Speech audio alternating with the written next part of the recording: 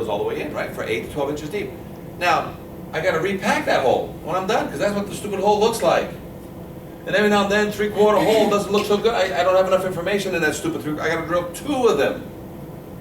But if I take that same hole and I go 5 inches out there, and I drill a separate hole, put an epoxy bolt in there, then I put a mechanical piece of angle back to the bracket, and I mechanically fasten it with a bolt, I'm at 200% now into that building, ain't I? What do I need? 100%. Well, that's my new epoxy bolt. Why are you keeping the old one? Because I don't want to touch the building. It's a 50, 75-year-old building. Let sleeping dogs lie. Whatever's in there is buried, and I don't need it anymore anyway. It's a backup now, because my primary became my new bolt to the side. It's the same 3/4 hole. Same expense to the client, except I use it for $50, not for $250, 500 bucks. This is what it looks inside when you throw that camera in there. Can anybody tell me what that is? Probably rust. I don't know. I don't even know if this is one of my last colonoscopies that I did. I mean, you can't tell what the hell this thing is. You can't get much information. So just give them a new thing. It took $250 to figure this crap out. For $50, it gets a new epoxy bolt. We're still going to talk about the through bolt into the wall. So don't think we're not getting into the wall. The wall. This is masonry connection, and in some cases, if it's a factory building of some sort, I just blow a hole all the way through, and I just put a plate on the backside because it's a factory building. I don't have to epoxy bolt it. I just drill a brand new hole and then put a plate on the inside and call it a day. But sometimes I got finished product inside, I can't do it. I have to epoxy bolt. But we'll talk about and see. There's an eyeball in there. See, there's somebody looking down. You can't see. So a lot of times, this is in rare cases on a masonry building. We do have a plate on the inside, and we get to see stuff like this. You know what I'm saying? You got to repack it. You got to verify it. But not always the case. That's not always the case. Load testing. It's as simple as it sounds. If you have a typical 3x5 platform, which is most of your standard platforms, 3 feet by 5 feet, to receive 2 stairs and interchange and go back up, that's 15 square feet times 100 pounds per square feet. 1,500 pounds. 15 times 100. I got to put 1,500 pounds of sand, water, dirt, blocks, anything that will represent 1,500 pounds. What do you use when you do yours? Sandbags, and we've also used it this way. This is cabling. We actually used a truck down below, and we ran a cable system through the whole thing, and we load tested because it had a perfect angle going across. And we put 3,000 something pounds. There's this is an actual load test. You got to put 40% of the load, so let's take 1,000 pounds. I'm loading it with 1,000. I got to only put 400 for the first 10 minutes. I got to take measurements before, during, and after. I got to cable the thing to each other. So I got to cable this one to this one. There's all this safety cabling and all this other crap. And basically, you only load it with 40%. You watch it for 10 minutes. Take measurements before, during, and after. If it doesn't deflect more than 3/16 of an inch. 3/16. Okay? So then once it passes the first 10 minutes, everything's cool, you load the remaining 60% or 600 pounds, and then you do the remaining test. This is us lifting the tail of a truck that weighs 7,000 pounds. So as we're lifting the tail, we only needed to achieve 3,000 pounds. And that's with one of those digital monitors that basically, you have a load cell, and you're just stretching a load cell. Very time consuming, we want money for that. Just setting up for it, taking it down and breaking it apart, what a pain in the ass. Like the building you just showed doing the load test there, looked like 5-story? 10-story. How long was the load test like? It's, each floor is gonna get an hour at least. So you're talking a 2-day project? Yeah. All right, missing pieces of fire escape. We get this every now and then. And again, we'd always come back with a report if there's a rail missing or anything like that. This is that fireman piece where the fireman basically fell through in New York. And he won this case. He fell through these stairs right there. 2-3 stairs to let go, and he fell through, landed down here, went back up, saved the woman up on that 3rd floor and the baby, came back down. He was 28 years old, but he fractured his vertebrae or something in his spine when the adrenaline wore off. Sued, the thing about this, he sued the owner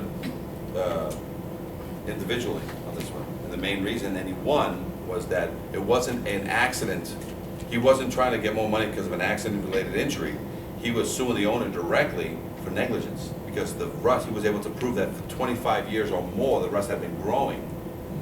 and that the owner did nothing about it. So what occurred there was actually negligence. And you won. Without the owner having records about. Well, the owner's supposed to certify it every 5 years, all that thing, he didn't. I mean, he knows that. The owner knows that, he has to do that. But we have to enforce it, so that way, in a case like this, where the guy sued personally, the owner would have had documentation from That's the beauty. Basically, you as an owner of building supposed to know. You're what charged with supposed to knowing, do. even to the law is no excuse.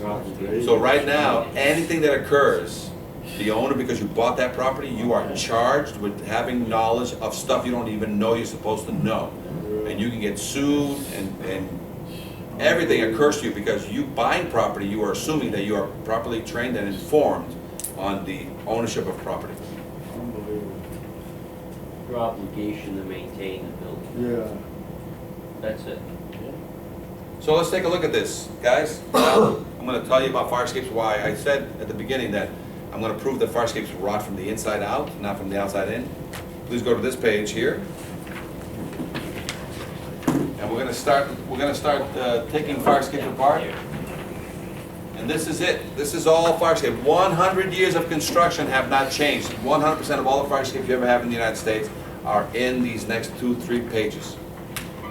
So guys, every masonry building, actually let's start with the simplest of connection. I'm gonna use a tread as an example. But every connection, a rail connection, a tread connection, a support connection gets built this way. So you'll understand why they fail immediately. That's why I'm gonna tell you, all rust starts internally or externally, guys? Internally. Why? Because it never got any protection. So as soon as I can prove that to you today, then you'll understand when you walk up to a rust bucket of a fire escape, where did it come from? Inside. Automatically making all connections suspect. So you no longer write a scrape and paint violation, you're writing a repair, paint, test violation. And then don't ever point out a tread, don't ever point out anything. Repair, paint, test. So guys, every fire escape in the United States was built from a 20-foot length of steel. When I make my tread, make my rails, I take 2 pieces of naked steel that comes from a mill under a roof. They bring it to the shop, we bring it in on another roof, and we keep the rain off of it. Because as soon as you expose any raw metal to rain, what happens? Immediate surface rust, right? You take this naked pieces of steel and you put the 2 together and you pop a hole through it, and you either put a rivet or a square head bolt from 50, 75 years or 100 years ago, and then as soon as you get that connection tightened or riveted, you paint it. So the metal that's surrounding that connection, is that protected? The connection inside that is naked, is it encapsulated? Okay. When you get heat in the summer, what happens to things? Expand and contract, so it does this. And then when it cools down in the winter, it does what? So my painted metals, they don't have a problem, right? They expand and contract. But what about my connections? What do? They move. As soon as you move, what happens to the paint seal that I used to have there? It cracks. Rust needs 2 things to grow. Needs air, water. And it didn't have that. It actually had moisture from before. Do you guys ever like sweat a pipe? And when you sweat a copper pipe, what's it look like it's doing? Does it look like it's losing its moisture when you start heating up a piece of steel? Like it looks like some moisture is leaving it? That's actually moisture. But what's it need in order to form rust? It needs air. But we stopped it from getting air in that connection, whether it be a rail, a tread, or support. We stopped it from getting air because we painted it. Did we prime it at least? Before we joined these 2 pieces of raw naked steel together, did we prime it at least? No. So 50, 75, 100 years ago, they took 2 raw pieces of steel, put it together, bolted it, put a nut or a rivet on it, and then they put it to the elements and they painted the whole structure. But the whole structure did this every year. So what was the first crack in the connection here? So it cracked and it let what in? It already got water. It already has water. Yeah. Right? And steel already got water. It let air, and what did it do? Starts rusting right there. So 50, 75, 100 years ago, these fire escapes started rusting where? Inside, because the metal on the outside looks beautiful. And you keep looking at it, but at the connection, What's it starting to do day one when you put it up? As soon as it got the crack. That's why when you have galvanized fire escapes now, they don't have that ability because it's two galvanized pieces getting together, then bolted.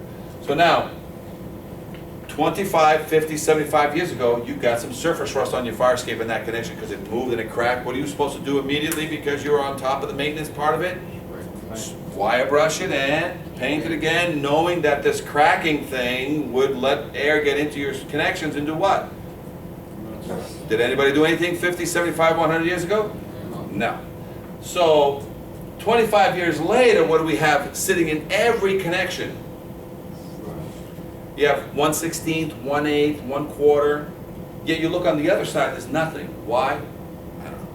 You go on the back of the building, and it's pristine. There's nothing wrong with it. Why? Because it's not the one that gets all that rain. You know, there's a certain side of the building that gets beaten to death, and there's another side.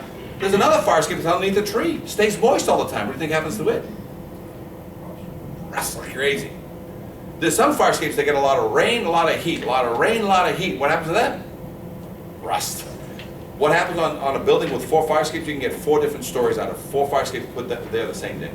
So right now, 25 years later, now what am I supposed to do here? Open up the connection, take out all the rust, put primer on both ends, put the bolt back in. Did they do that? No, because Joe the landscaper showed up and did what? And Billy Bob the welder did what? Welded the nose of it. And said to you, Ching, ching, that's right. The next one that came along is that 50 years later, the thing's at a 1/4 inch plus. The rivet that used to be a stopper from it going, you know, the angle is creeping outwards till eventually it's out where? It's out too far that the only thing holding in its place is compressed rust. Because the rivet that I used to rely on to basically catch that little walk of yours is no longer there because you're right on the edge. So when you step on this, what happens? Tenants or firemen, right? Inspector. Now, 2 years after that fireman got hurt, we got called in for the inspection by the lawyer to do a case. This is what we found when we got there. 2 years after the fact, and as I was walking up, guess what was falling underneath my feet? Now, this is a fire escape full of lawyers and everybody. And we're on a fire escape where they only fixed the 3 treads that the guy fell through. Right after we submitted all this information, the case was settled. That the fire escape, even 2 years after the case, was still not, was ready for the next fireman.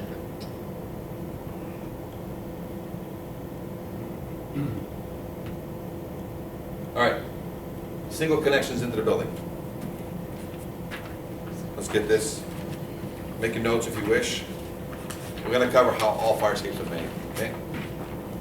It's only buried 8 to 12 inches deep into the masonry wall. That's it. It doesn't go all the way through, guys. Every single one. In a few rare cases, they'll go all the way through and then they slice the angle and they'll splay it out. I've seen one instance. See all the cracks? A lot of times people don't realize your sills crack and then they feed water to the fire escape. Because the fire escape rust grows, and guess what it does? It cracks the sill. Then the sill feeds water to the fire escape. See this fire escape? 2 staircases? This support doesn't have a brace. Somebody took away the brace. So that thing's only buried 8 to 12 inches deep, carrying 2 staircases full of people. The problem with the drawing up on the left is you have a air gap between your brick veneer and the masonry wall behind it. You don't embed into the brick veneer. You'll seal it to prevent water entry and protect it, but you're tied to the brick veneer. The brick veneer, that's tied to the wall behind it. It's not designed to take a lateral load on it. No, I'll show you again. You need 8 inches of embedment into the masonry wall behind the I am. brick veneer. I am. Behind This is the veneer. This is 8 to 12 inches deep into the... But based on the drawing, it doesn't tell us. It's not the scale, but basically we state that it's 8 to 12 inches deep into the masonry wall behind it. Yep, Don't I'll count- cover. do As a not matter of fact, count- again, we're here again, so most of yours is not singles into the building, they're this. So it's the veneer is not structural, Don't count the veneer as part of the masonry. not at all. It's 8 to 12 inches deep into the cement wall here, okay? And again, with the support, that's either bolted or welded here. Now, we're gonna talk about welding today, guys, and also back into here. So now let's take a look at some of the other problems that you have. Water gets driven into your bricks and into the veneer. These things rot. Now, this is what engineers of record are supposed to be watching for and giving you back feedback information. This is the rare case when a support is actually through the masonry building. This happens. But look, sometimes they use small donuts. Now, this is usually on mill buildings. This is usually on factory buildings. Very rare is it on residentials. A lot of them will have the plate. Okay? I'm going to cover the wood. See, every now and then, even the through bolt that has the donut gets sucked in through the brick. The brick's all shattered. A lot of water. Some of these fire escapes are tilted back. All the water goes to the back. This is what happens. A lot of water. Just keep eating away the platforms. This is on a what I call it, a library. We call it a public library. 1 inch of rust on that gusset. In case you want to grow ferns, fire escapes are a great place to grow ferns. There's enough water coming into them. This is another way. Fire escapes are usually when they have a lake to the ground. This is one other way that you have fire escapes. They either they're either cemented into the building or they have a lake to the ground. This is what we call a bridge. This is a lake, and that's a lake, and that's when you can have a bridge. When you do an inspection and you see a defect, you spray paint it, right? Yeah. Now, there are other companies out there that do inspections too, right? Yeah. Is that an industry standard to spray paint The first inspection is called a confidence test. That's just photographs and what we require, what we recommend is a video walkthrough so that you, in layman's terms, can see and hear what's going on. The second part of the inspection is the marking, is prepping it for bids, meaning that's when they spray paint all the violations. Because they don't want to give you big money right off the bat to go right into this whole thing. So they want an evaluation first, then you get the bid documents prepping for permits. That's when everything's sprayed or drawn, and you point on the drawing where exactly what needs to be done with repair criteria. So as you can see, this is one where it has legs to the ground. Okay. Legs to the ground.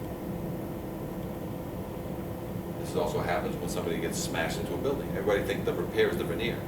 The repair of this is behind the veneer, into the masonry wall.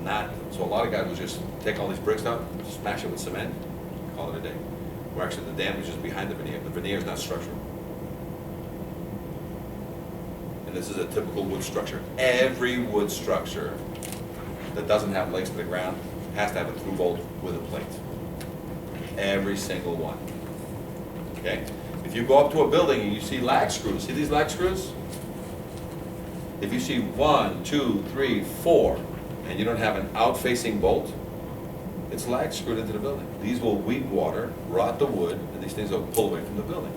All structures must be, and we just covered them all. If you have a lake, the way I fix this, I get to a building and it's all lag screwed, and the guy has a finished wall on the inside that he doesn't want me to touch because it has plumbing or something. As soon as I put a leg to the ground, I don't have to through bolt it on the wood structure. Understand? Because the building becomes a leg, the leg becomes a leg. Otherwise, that client's got to let me in the building. I got to put another through bolt with a plate on the inside, picking up the inside studs. All wood structures have to have through bolts. And some masonry structures will have this all the way through, but I've only seen them on mill buildings and factories. And the bolts always go out? Yeah, they face out, yes, with a big nut on it. 3/4 or 5/8 is the The nuts on standard. the outside, you're saying? The top one. Right? Yeah, the top one. Yeah, it's a through bolt. It's, when you look up, you know it's a through bolt because it's facing outward. On my building, they moved the fire escape from the front to the yard, who knows how long ago. And when we renovated, I saw the plates in there, you know, and some of the bolts were still in there. It never occurred to me. Yeah. That's what it was. Yeah, where they went new or with the old place? Because every now and then in renovations, a lot of these contractors not knowing what the hell this is, they cut these things away. They cut them on the inside and they bury it. So the land boat always has to go to the outside, it can't go to the inside? No, there's no such thing as, I got an inspector, building inspector corrected me on this. There's no such thing as a lag bolt. It's a lag screw. These are called lag screws. This is called a through bolt. It goes through the building. So the through bolt has to have a plate on the back to pick up wall, and it has to have a nut on the front to basically grab the bracket. So if the bracket wants to rip away, it has to bring a whole wall with you. Could it be the other way around, where you have the end going through? Sure, and then the leg? you can have the head over here going in and then putting that over there and then cut off the excess, sure, but it still needs to get verified. And a lot of times you can tell, but the reason why they do it in reverse is so that you don't have to do the verification process. There's no bolt Right. inside. Yeah, as soon as you reverse this, because if it has anything that looks like a head, I think it's a lag screw. A lot depends though on the framing inside. Well, You're it dealing picks with up- an it old wood picks frame up- building, okay, you have to see where their connection through. Right. Where's that plate going through? If they go through the middle of the stud, which is 1.5 inches wide, Yeah. and you're going with the 1/2 inch to 5/8 inch bolt, you've now taken a good percentage of the meat out of the middle of that on a wall that might be load bearing, and you need to see the plate to ensure it's not just on one stud. Yeah, usually you How would never, much weight you're gonna put on that laterally with the load test, this way, Right. shear. We- You pull the stud out of the wall if it's right, not properly. we never go through a stud, that's not the norm, and usually the plate in the back picks up 2 to 3 studs. Yeah. In some cases, they want you to match the platform outside is 4 feet, they want an inside plate 4 feet, picking up 4, 6, 8 studs. Because a lot of the framing under the window, Yeah, you don't usually go through the stud, you go to the side You with a wanna through go bolt. past But the the window. intention is, if the wall gives way, you've got other problems. You know what I'm saying? If the wall, if you land on the ground with a wall and a window on your face, there's no problem with the fire escape. There's a No. problem with with the wall, with the but wall. here's the issue of connection, to Right. verify. And that's what The you building want. inspector- 75 years from If now, I you guys have just want us to come out- verify, that's if all. If I have to come out and do an inspection on a permit, you are opening the wall for me. Okay, because I wanna see what you're attaching it to. Right, that's on a new construction, or are you talking about Even old? on a rehab, if you're doing that, and Oh, it's yeah, yeah. under a permit, Yeah. you're gonna have to open the wall because Yeah. I wanna see it. And I Yeah. have seen circumstances where, guess what? The framing wasn't so good, what good is putting the fire escape attached to it? You're, on brand new construction, you're correct. Usually it's open. Or Normally, you we open up rehab. a 1 foot square, 2 foot square, so that when we put our plates, it's there, and we photograph them, so that the inspector, the building inspector has to come in and verify those, not only fire prevention. Because it's part of a permit. You have to remember, that same wall, the nails they may have used are rusted out too. Yeah, yeah, oh, we got, And we the got so lumber many is different rusted issues. out also. This is the cantilever. Let's move on to the cantilever. You guys ever have any problem with cantilevers? Just so you know, in New Jersey, the code they're references taking those out all that. counterbalance stairs. Yeah. Okay? They're called cantilevers, counterbalanced stairs, counterbalanced ladders. And what the word counterbalance means is there's something countering the weight, All right, so that it can go, it has to go down with you doing something. So now, do you guys see this little piece right here? That's called a release arm. Some have it, some don't. Let me tell you what happens if you don't have one. If you don't have one, what it's supposed to be, a single action requiring no special knowledge, supposed to drop 2 to 3 feet per second. I'm supposed to get to it, step on the first or second tread, it automatically activates it. It's so perfectly balanced that it comes down at 2 to 3 feet per second, hits the ground and stays down there, because when I leave, it stays there. It's not Okay? supposed to go back up. It's when not you supposed to step go off. back up. I'll give you the reason why. I have a 150-pound woman, a 50-pound child, and there's a fire. They come out to the fire escape, there's no release arm on it, the woman walks down, the cantilever is positioned, and they usually have a chain. How many of you have seen the chain? You have a cable or a Cable. or a rod. That's an illegal attachment, because I'll tell you, I'll show you photographs why. Every time you see a chain, the fire escape is in violation. And I'll tell you why.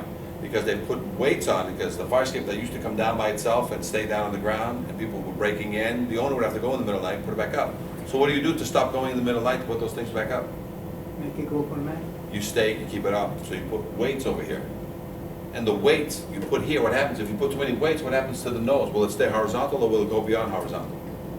It'll go beyond horizontal. So what do? You go to Home Depot, you buy $25 a chain and do what? Chain the tail back up to here, and what's it looking like? Horizontal. But now you got this 150-pound woman with a 50-pound child, fire in the building, the woman goes out, drags the child behind her or in front of her? In front of her, right? And then all of a sudden she goes, I'm sorry, I don't push my child either. You drag the child because you're clearing the way, you're going through safety, right? So she comes in, there's no release arm on this thing, she goes down the stairs, and she steps on the first tread of a fire escape that's been modified with a chain and there's extra weight in the back. What happens? Doesn't move. Doesn't move. She goes out 3 steps. What happens? Baby. Nothing. She goes out 5 steps. Now, she's out in the middle of this thing with her child, and what starts to happen? Now it goes. Now it goes. Does it go to 2 to 3 feet per second or 5 to 10 feet per second? Fast. So 5 to 10 feet per second, it starts coming down. Does she even know what it, she ever trained on this thing before? She starts freaking out, starts yelling, does what? The child starts yelling, everybody, and they hold on, and the thing slams the ground and does what? Knocks her off and the kid goes back up. Ejects her, but she held on. She's related to Mary. She holds on, she's screaming and yelling and cursing. She grabs the child, because the thing hits the ground and stays down because they're more than halfway down. What does her weight do? It keeps the thing down. So she now goes the remaining five or so steps with the child behind, and she steps off the fire escape and takes her foot off the nose of the cantilever. What happens? Shoot catapults. The kid goes up, but again, Mary's kids, so relatives of Mary's kids, and they hold on. This kid, 8 years old, is up at 12 to 14 feet off the ground. Mom's in her nighties and her pajamas, and she's telling the kid to do what? Remember that child photograph I showed you of a child on a ladder? You don't think the mom was down below or somebody was down below telling the kid to do what? How many 8-year-old kids you know are going to jump 12 to 14 feet? So now the mom is there and she's freaking out, screaming and crying, and what does she do? She goes, runs back to the front of the building to do what? Go inside. Come back out there. Did she bring her keys with her? So she's locked out of her house. She's looking around for what? So I'm gonna smash that door in. She finally finds a brick or something to smash the door. Who comes along? Fire department. And does what? Says, what are you doing, crazy lady? Says, oh, my kid in the back in the alleyways and everything. And the fireman runs back there and says to the kid, kid says what? You jump. Fireman, how much time has gone by already? Fireman runs back now and gets the pike pole or a ladder and does what to the fire escape? Pulls it.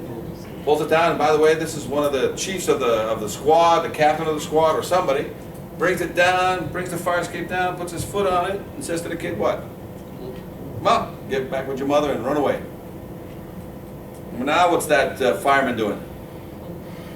He's holding it down. Is he fighting the fire? Wasting time. Wasting time, because if he lets that go, what happens? Because can any of the firemen go up and fight this fire and get other people out? So as he takes his foot out, goes back up 12 feet. So does that sound logical when they originally made this thing? With a release cantilever, you come up here, it blocks your way. It's a bar that blocks your way. As soon as you single action requiring no special knowledge, you just push it out of your way. You run yourself through it because it's so dark. What happens when it twists away? It releases down here, just goes like that. Same thing, it's a single action requiring no special knowledge. You pull it out of the way because it's blocking your way, and this thing starts to drop 2 to 3 feet per second, hits the ground and stays down. Does that make sense? Yes. Now, can vagrants come up and pull this thing down? Can they tamper with this thing if it's locked up here?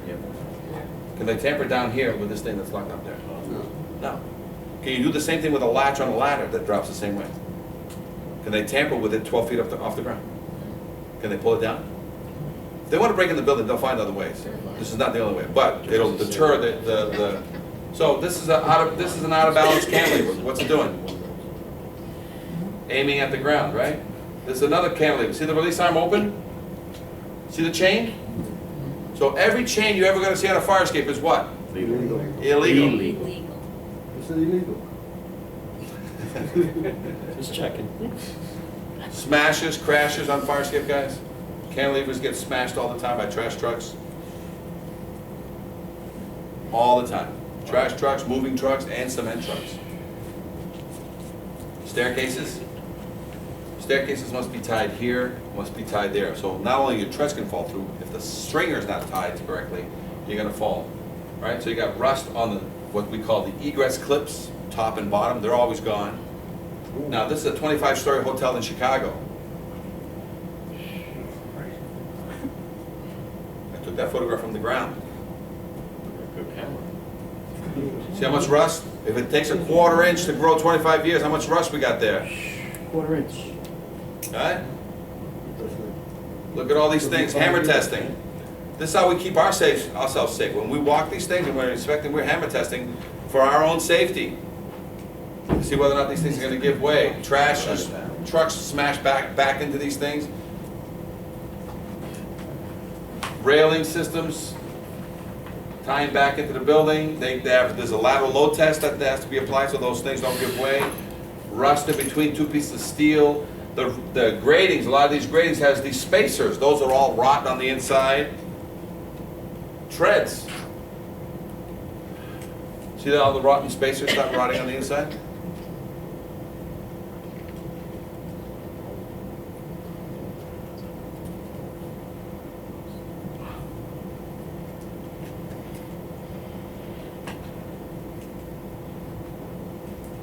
Rust, guys. This is a school here in New Jersey by the ocean. Elementary school. Salt water. Salt water.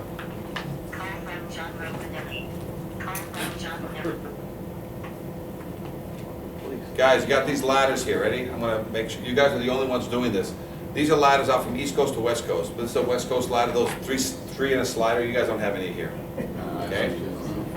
See these ladders here? These are called accordion ladders, very popular on the West Coast, but they don't have any freezing rain that will lock these babies up, so they actually accordion out into a full ladder. And that's how a lot of them have, you know, up to 25 to 35 feet, you can have a ladder. But on average, it's 15 to 25 feet is the average ladder, called an accordion ladder.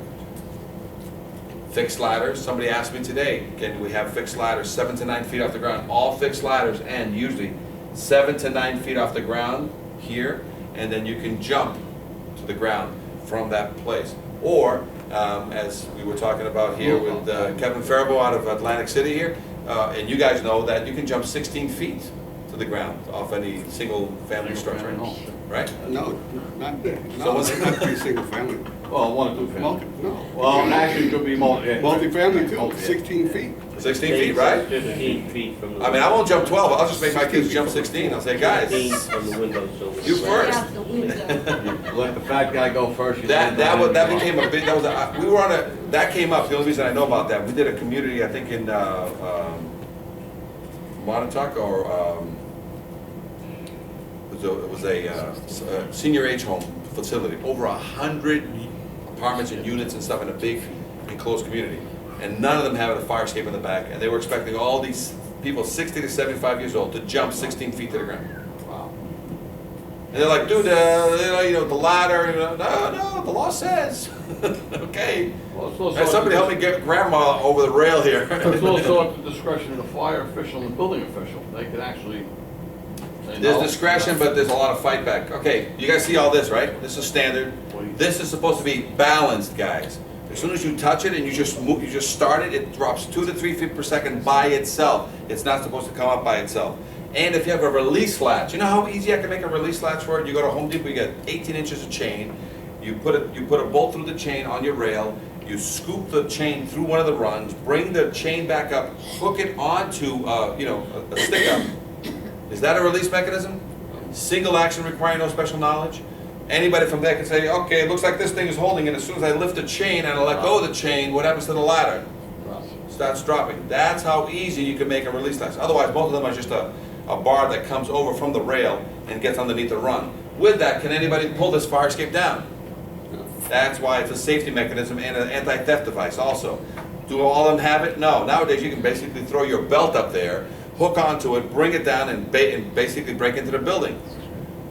So the biggest problem I have is not the balancing of these. These are counterbalance ladders, and we showed counterbalance cantilevers, or counterbalance stairs, they call them. This is the thing that you guys have done that is wrong here. Oh, goosenecks, before we get there. Goosenecks, who loves goosenecks? No, he's- Oh, he's gone? Yeah. You're right. These are all rotten right here. They're not properly attached, and guess what? They're supposed to be walked during an inspection, or identified as needing to be refurbished, because I don't want to walk over this thing. Every one of these bolts is always 50 to 75 years old. Most of the time, they make the repairs, they just tar over, they don't even screw them down. Well, They don't. then you're supposed to load test, Load tests. okay? So you. You love, anybody here love the word load test? Oh, Is it the trump card that you just basically pull out? Depending on the structural condition, were you satisfied?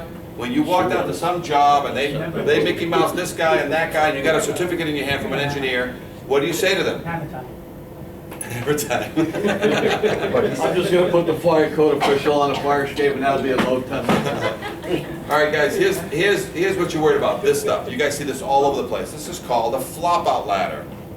Basically, they took a ladder that they didn't want to fix the weights on it anymore, and they cut it in half over here, and what do?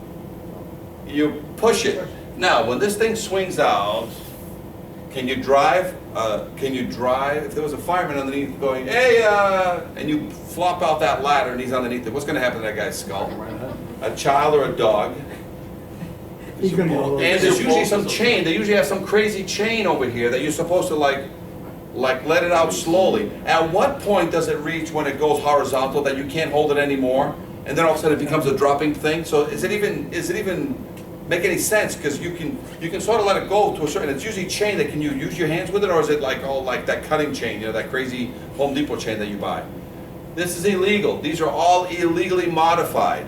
They have one choice. Take this and mount it on the wall, so there's still enough ladder here to mount it permanently on the wall and jump 7 to 9 feet off the ground anyway. They're already there. Or just remove the rest of it and they jump 7 to 9 feet from there. Or make this thing a slider with weights on it if they want to get all the way to the ground. And they even have those fold-out ladders, the ones that look like drain pipes, and you open them up and they open up to 18 inches wide. That's legal also. That goes all the way down to the ground. So this is illegal. Because when it opens, like now, it can kill somebody down below. There's no restraint from keeping it from swapping out. So every ladder that has a cut that's been modified, and that's the word, modified, is illegal. Cantilevers. See what happens when you get too much weight on the back? Will you write a violation on this one if you walk by this building? You saw that happening? So $25 Home Depot, what do? Chain it up, and what are you never gonna see? This. This is starting. You understand? This is actually in a school. I'm gonna talk to you guys about also, you know that your fire drill rule is? Twice a month you guys have fire drills at every school, including charter schools? You know they're supposed to use the fire escape during those fire drills? We do them once a month. Yeah, one's announced, one's unannounced. We don't have any schools with fires. Yeah, we don't know. Well, a lot of charter schools are using what? PS1 on top of it. Not the only one. Charter schools are renovating buildings that have fire escapes on them and using them as classrooms. Guys, here's a cantilever in Chicago. New Jersey, if you're taking a building, I don't care whether it's a wall or renovation. There was an office building, you're changing it to a school, you're knocking it out with the fire. Changing it. Under the building code, we have to bring it up to the first stage. I agree with you, but some people have gotten away with it. I did a charter school that had fire escapes on it, but I'll bring that up. Jersey City. Not Jersey City.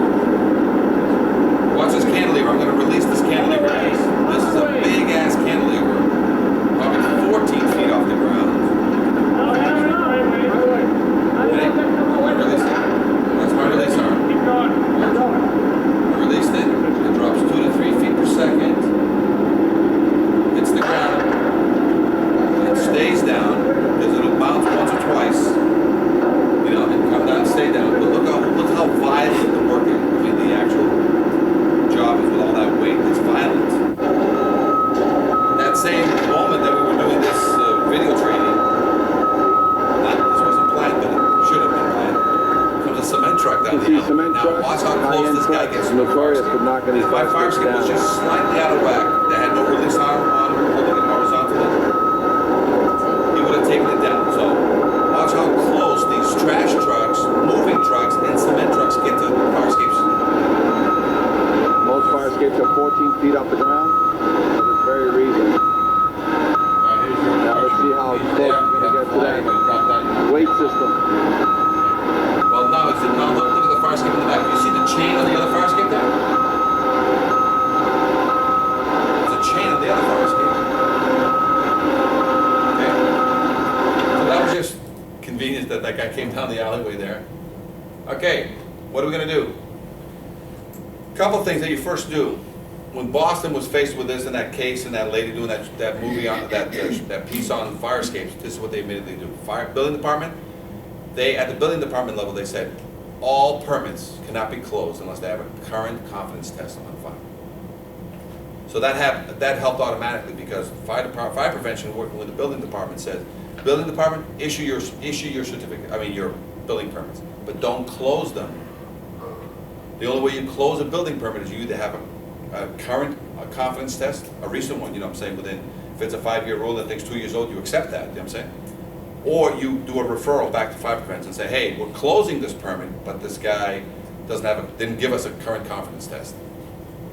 That automatically makes fire prevention aware of a building that money's being spent on it for something bought, sold, renovated, whatever's going on. Makes us want to go out and do the inspection. Makes you want to go out and do the inspection. So that's what they did. So a lot of it starts with, the permit sign-off refusal. There's another thing you guys do, which is smoke detector sign-offs. Yeah. You can make it so that every building you go do a smoke detector sign-off, one more line item, you just ask for a copy. You're not asking to inspect, you want a copy of your current certification. Because if the fire alarm goes off, where are you gonna go? To the fire escape. So can I have a copy of your current certification? It can be up to 5 years old, can it? And you'll still accept it, right? So I need that. And if they say, I don't have one, you say, well, I'll still sign off your smokes, but now I need to start another situation here for you to, I'll give you 30 days to get that up to, so I won't hold up your closing, I'm not gonna hold up your sale, I'm not gonna hold, but now that triggers the need for them to get that going. And depending on the discretion of the inspector, whether or not they wanna issue it or not, it's up to them. I've had some noise that says you can't refuse to sign off a smoke. But you're now asking as a line item for a copy of the current certification to be put in with the smoke. So imagine how many smoke inspections you do yearly that you just ask for the certification, because that asking triggers a violation anyway. So these are the kind of things you can do, okay? Change the laws, regulations, you talked about ordinances to make it the 5-year thing. Requirements, structurally sound must be kept painted. Well, good, we have confidence tests for that. So this is the classes that we've taught from here to Seattle, Washington, D.C. Washington, D.C. was a class that we did. When I did that class, they had, between the entire department, probably 2 or 3 violations they wrote that year. So we do them all over: Portland, Oregon, Jersey, New Hampshire, Maine, Texas. I've taught up in Chicago, LA, California, and basically the classes are exactly the same. And the main thing, that's why we started with this page. We said, do we have to change the laws, or are the laws already there for you? You spot repair anything on a fire escape, what do you automatically go to? If they don't want a load test, what do you want to give them as an alternative? Other evidence of strength, right? Which includes the tiebacks into the building. Do I need an engineer of record? Why do you need an engineer of record before any repairs are started? You guys got a process for permits and submit. Because in order to pull a permit, you have to have a report. That report was a meeting between fire prevention and the engineer of record, and there was a plan in the V in the road. The engineer and you are saying, are we going down the spot repair and load test? Are we going down the full refurbishment and no load test? But either way, the permit process needs an engineer oversight, because who's gonna watch the repair process, which could take 1 week or 1 year? Who watches that? You or building department? Building. Nobody watches it. Building just issued a permit. The engineer of record is watching that, because he's gonna give you the guaranteed sign off at the end, isn't he? So he's gonna get paid for 3 to 5 visits. Building permit comes in at the end when everything's all said and done and the engineer of record has signed off a confidence test. Now the repair vendor calls in building department to come and sign off their permit. So they're doing the final walkthrough, but they're not even gonna show up. They're gonna say, oh, I'm ready for a walkthrough. Great, did the engineer already sign off? Do you have a confidence test to give me? The guy goes, no. Well, as soon as your engineer of record has signed off the confidence test, then we'll come off and sign off the building permit. They say, oh, okay. Now the engineer of record comes down, does a confidence test, and can this be witnessed? Right? Any of this can be witnessed, so they want to notify you ahead of time that they're doing a confidence test, the final. He issues you the confidence test with a signature saying that it's been refurbished. There is no load test. The vendor, the repair vendor wants his money, and what's he do? He calls for the permit sign-off. all three codes. Depending on the structural condition, the authority having jurisdiction shall accept by load test or other evidence, and then the building department says, examine, test, or certify. All three codes concur. If there's a building code, if there's a municipal maintenance code, they're all gonna say the same thing, guys. Or, you know what they all say, a lot of them? They refer back, see the fire code, or see the building code. I've just made it so that you guys understand all three codes support the statement. Spot repair it, load test it. Refurbish it. What's the average cycle on a load test after you refurbish? 20 years. 20 years plus, right? Because I'll be using that evidence for 20 years with you. I'll be using other evidence of strength with you on that building for 20, 25 years. Confidence tests, they already exist. You go to seattle.gov, tacoma.gov, portland.gov. A lot of these tags are already there, so you don't have to believe it. You can go there and pull these. The 1 year, I love these 1 years, because the gooseneck walking, who's gonna do that? You gotta love the test, and no more of these, right? No more. To the best of my information, knowledge, and belief, the fire escape is in conformity with the Massachusetts Building Code. Do you know this is still the certificate they use today? They haven't bitten the bullet yet to change over to this. And we've done training with all 4 associations in Massachusetts, and Boston hasn't done this yet, but all the cities around them have started to accept the documentation. There are no more opinion letters. So we'll make one of these up for your city, if you don't have one already. And we'll make up letters of you know, what's called inspector letters. Basically, whenever we tell you we're gonna do something, we put it in writing. Everything's in writing. We tell you what's coming. And we're pretty much at the end of it. Do you guys have any questions? This is what a typical inspection looks like, with photographs. Not only is it bad, let me show you some photographs of why it's bad. And if I may show, I'll end it on this one. Ready? Elizabeth, New Jersey. Slidescape, 12 stories. Ready? This is what you go in, 12 stories. Get charged for And it's that. right there. See that piece of building right there? You come down spiraling for 12 So you stories. stand on that platform and it spirals you down, huh? You'd be flying by the time you got down to the end of that sucker. You come spiraling. One This- per- And this is the apparently it spiral. comes back up for somebody else. Every floor has, this is the roof. So this is the fire department guy with me that day.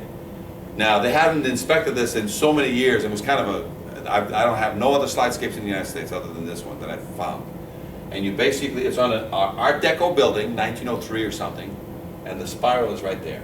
And then see this right here below on the ground level, it comes down spiraling, and then it takes a wicked right turn on a slide, a straight slide, and at the end is a metal door with a paddle, and your feet smack the metal paddle, and it opens it up, and then you run. And it goes back up for somebody else? Sounds like Yeah, real it's a adventure. one-way system. It's a one-way system. That only takes one person, what No, everybody, just everybody. Every floor has these things. This is the roof. Every floor you open up the thing and you take your turn. As somebody's tumbling by, you fucking jump next. You go, oh. Yeah, when you jump in there while he's coming by. you just- Oh yeah, there's a little love fest going on. Every now and then you go ass first, That was face put in when first. they built it. Holy. That was put in. Slidescapes are instilled in some codes. This is- They're not, slidescapes are in some codes still, but you can't, nobody's building, nobody's ever used them. This is active right now? This is an active building in I gotta Elizabeth, call New my- Jersey. I gotta go over there, I gotta Call- call my buddy. I gotta see Call Mark Chai. Mark Chai is, Mark? Mark. I'd say know it's the name, cheaper but to I supply got your mine. tenants with parachutes. That's what I think. So I'd be this is it. charging them at the roof. So guys, the main point that's in this, the end of the class, if you have any questions, this is being videotaped, it'll be online. I've got your cards, I'll send you links to, you know, the video again, so if you want to teach your other class, if you need some extra books, because a lot of you guys didn't show up, let's take some extra books. And if you have any questions on any fire escape, snap a picture and shoot it to us. We'll give you an opinion on anything. And don't forget, when somebody, I know you guys are all worried, well, we can't recommend anybody. Whenever you get on a violation, somebody says, who do I call to inspect my fire escape? Just say, go to Google, type in fire escape engineer, Jersey City, and there's the list of people that are able to do that, because they're gonna call you anyway to verify the credentials. Who do I get to repair? Fire escape repair near Jersey City. And anybody who's advertising, and they are, welders, iron workers and stuff, they'll show up there. We're already marketed, we're already positioned accordingly, so we're not gonna get every call, but we can't do every call They're not anyway. giving it to one person, it's just like going to the yellow You say, page. it's like saying, it's like sending somebody to the yellow pages. You're Right. now sending them to Google, say, listen, just type in for the inspection part, type in Firescape Engineer, Jersey City. And when you're doing anything for the repair, you say Firescape Repair in Jersey City. And you've got a lot of New York and New Jersey people that will advertise If there. you go on his website, and I've been on his website since I met him, and all kinds of stuff on it. It's all over. Videos, classes like this, so inform yourself, that's the key. So if you need more books or more cards, I got them in the back there. If some of you guys didn't make the class, and my card I gave you, you can call me directly, and I can answer any kind of questions. And we'll have, these classes usually occur every third week of the month. Sounds good. And we also do online webinars, so every now and then you can actually join an online webinar, no matter where it's being held, because it's a class like this, but it's all in front of a laptop. Nice. Okay, Sounds good? thank you, guys. very interesting. Got it? Got that? Say again? Very interesting. That's the, Low yes, test. no CE, low. just a certificate, yes. I think you said a low test, like This for class for go car. on, Yeah, I guess legal liability, High high test, low test. I'm gonna go home tonight. Just for my own understanding. that if we don't Would be structure something with with Yeah, guys. plates and between the nails. Actually, the wheel is on anyway. Now, the redundant. Is Jersey City buying Atlantic City? Yeah. Can you do, what do you do with a wood one? Just do He's the just do big another guy. one. He's the Do big another- guy. Another plate next to So you it. gotta get a plate in the other end, you do have to take, open the wall. Yeah, or you just put legs to the ground, then you avoid having to go inside the building. That's what we would So do. regular You can part. do to mine. Yeah. Oh, Yeah. no, those are- Yeah. Legs to the ground is sometimes the Not best. just, We own- not Actually, just. the only. Yeah, the whole building, we yeah. have is, Mario, who Yeah, it came might help late in a lot of ways. Sure. The black guy? He's the Yeah, only by the black way, guy. footing. Correct. Now, 4 feet on the ground. Is that right? Five inspectors also, yeah, Reed. Thanks. I'm here 20 He's years. saying, Thank you. When I came back, we had, we were half and half. Now we're on 500.